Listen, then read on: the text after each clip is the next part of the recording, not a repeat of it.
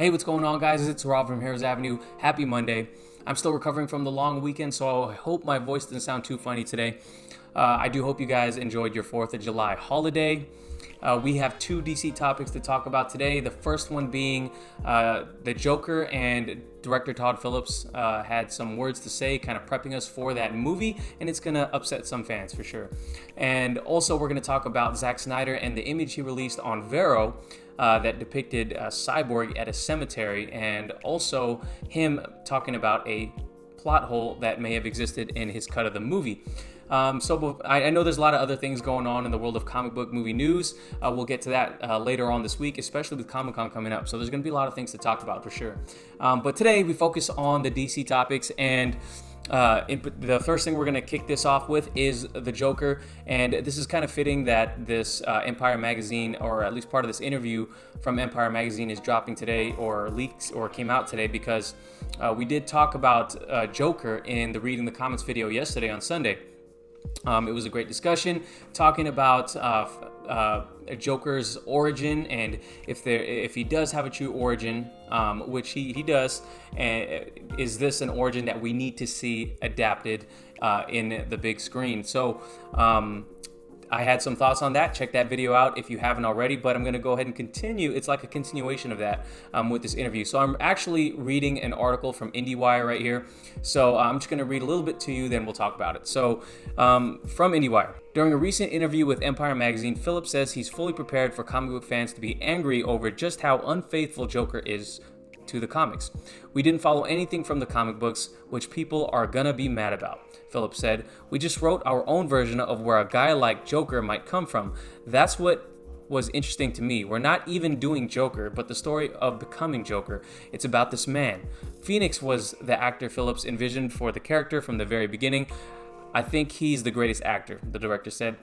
We had a photo of him above our computer while we were writing. We constantly thought, God, imagine if Joaquin actually does this. In Phillips' Joker, the iconic comic book villain is an aspiring stand-up comedian named Arthur Fleck. The specifics of this movie's plot have remained a secret, although the film's official trailer teased that Arthur's transformation into the Joker is tied to caring for his elderly mother in Frances Conroy, his visit to Arkham Asylum for unknown purposes, and his run-in with popular late-night television host Robert De Niro. The cast also includes the Atlanta breakouts Brian Tyree Henry and Zazie Beetz. So right off the bat here, what's probably going to catch your attention is the fact that Joker won't follow the comics. This is something that I've said in the past. I said it yesterday. This movie, for me, this is not something that I expected to follow the comics at all, actually. I just wanted this movie to stay true to who the Joker is. A man down on his luck and pushed to the edge, and with one bad day led him on a series of unfortunate events that led him to become the man he is. And ultimately, if you stay true to that and other elements of him as a character, I think you can tell a great Joker movie. As I mentioned yesterday as well, there are different tellings of Joker's origin. There is an original origin, one that's widely accepted, but there are different tellings of his origin. So I was okay with the director doing his own version of the Joker, and I think a lot of you guys were too. But I really like that he is telling this to people now, because it's kind of prepping people for what to expect coming out of this movie. I know other people in the comment section have mentioned that, hey, I'm not sure about this movie yet. I'm not sure if this is actually a Joker movie. I'm not sure. There might be some sort of twist. I don't think there is a twist. I think it's just a different take on the Joker. And so I'm glad he's doing this now, kind of telling the audiences that, hey, this won't follow the comics. So, take your expectations, throw them out the window. Take this movie for what it is. It's a story about this man, and how he became the Joker. And what other people will say is that, hey, there are multiple versions of the Joker. Like comic books are confusing, right? And in some iterations of the comic books, or in some iterations of this DC universe, there are 3 Jokers, right? So I don't think that's going to tie in at all, but that just goes to say, hey, there's comic books are one of those things where you can get creative, you can reimagine, reinvent some things, and even if you don't like it, those things didn't go away. You can still love and appreciate those past stories. So that's kind of my thoughts on this. I'm sorry if it sounded kind of jumbled right there, but I'm actually really excited for this movie, and him talking about this in this way where he's just throwing it right out there that it's not going to be just like the comics at all. Now, I'm still holding out hope that this movie is going to have some nods to famous Joker imagery or even actions, such as him and his actions after he's on stage for a show. This happened in The Dark Knight Returns, and he uses certain tools of his to kind of surprise the audience, I guess I could say. I don't want to spoil anything just in case it happens in the movie, but I'm hoping for some homages to some famous Joker imagery or actions that he's taken in the past. But I'm not going to raise my hopes high for that, because we all know what expectations can do to fans when they are not met. So again, we live in a culture of outrage, and sometimes I'm a part of that, I have to admit. But for here, I'm not holding my expectations too high. I do hope we get a good movie out of this, and that's really all that matters. And again, this is going to be a divisive movie, and I actually tend to like movies that are divisive. Speaking of which, I just watched Midsommar this weekend. Wow, that's all I gotta say. Absolutely crazy. One of those movies that you have to do your homework on, or once you do your homework on, you appreciate afterwards.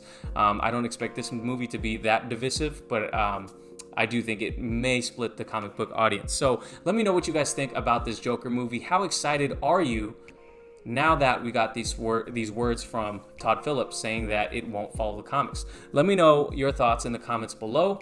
We will definitely talk more about this.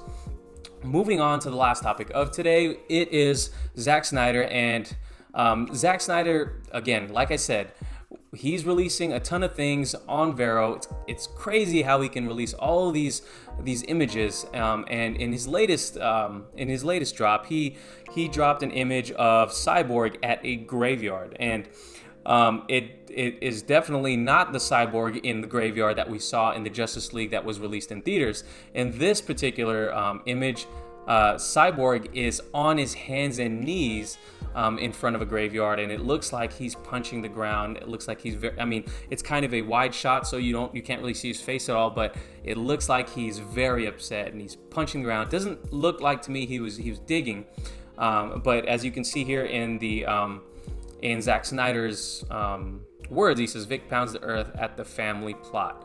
And again, a lot of us just started harkening back to the famous talking point about Cyborg, is he was supposed to be the heart of this movie. Of course, a lot of the reshoots happened, a lot of footage was cut. His whole parents, their whole arc changed. We actually didn't see his mother at all, and his dad survived. And we know now that his parents actually both died. Zack Snyder has released previous images in the past. He's released these images in the past. He's released an image with his dad looking like he's getting killed. And actually, we're gonna get that answer in just a second. So we see Cyborg here. We see Cyborg and a tear falling down from his eye. And these are all Zack Snyder posts, right? And then we see Cyborg with Cyborg next to the mother boxes looking at a reflection of his own family, again with a Green Lantern ship in the background. These are all Vero posts coming from Zack Snyder.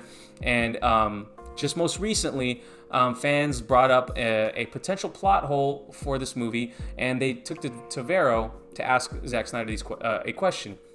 Zack Snyder answers back too. So it says right here, if he can bring back Clark with the mother box, he could bring back his parents too, right? And then Zack Snyder responds, his father was disintegrated, and by the time he would have tried to bring back his mother, too much decomposition would have occurred. Remember, Clark doesn't decompose like the rest of us. And then some other guy says, is this Vic at his own grave? And Zack Snyder says yes. So at the family plot, does this have to do with time travel? I'm not sure, but the more interesting comments to focus on is the fact that his father got disintegrated. So that image that we saw was probably his father getting disintegrated. And it also ties up the plot hole, the potential plot hole of, hey, why can't you just bring his mother back, with the mother box, because he was able to do that with Clark. So interesting to just see. Again, it's always interesting to see a little bit more tidbits from this movie, and he keeps dropping more and more and more and more, which leads me to believe we will eventually get this movie at some point. I'm not saying it's soon, not saying when actually, but I do think it will get released at some point if we keep up this pressure. And I know I've read the comments. For those of you that don't really care for this Zack Snyder cut, it really isn't about us harping on the past and making sure and trying to keep Snyder involved. We do, or at least I do, understand that there is a new direction in DC.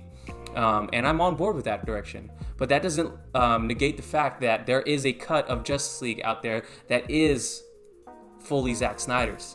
And me being a fan of Zack Snyder's, I would like to see that cut. Even though if it's not canon, even though if it won't affect future movies because it was never shown to us on the big screen, I still want to see it because I am a fan. I'm a fan of his work, and I just think that watching Man of Steel, absolutely loving Man of Steel, loving Batman v Superman, I think we deserve, or at least, maybe I just feel really entitled, but I think a lot of us fans deserve that connectivity between these movies. And even if it's not canon, I still want to see it again.